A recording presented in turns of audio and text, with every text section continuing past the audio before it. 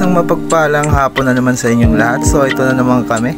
Gagawa na naman kami ng paninda. Ang gagawin nga pala natin dito ngayon is waffle kung tawagin dito sa amin. So ayan, nakikita nyo.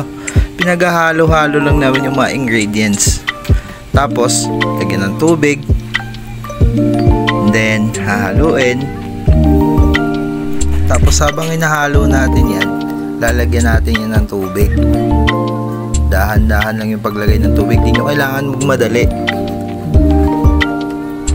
Hanggang sa makuha na natin yung texture na kailangan natin. Kaya halo lang ng halo. Walang kasawang halo to, guys. So habang inahalo ko yan, guys, prepare na ni mama yung papambalot natin dyan. Pagkatapos, dahon ng saging nga pala ginamit namin dito. Tapos ito nga pala yung mga gagawin nating palaman sa ating waffle. Tapos paypay na ng uling. Iinitin naman natin ngayon yung paglulutuan. So ito na, nilagyan ng mantika.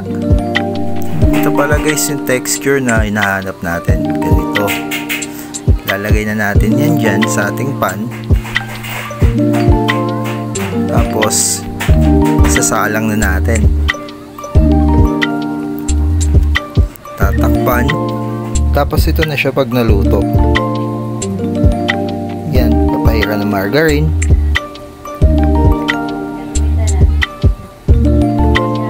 Lalagyan natin siya ng asukal. Tapos ibabalot.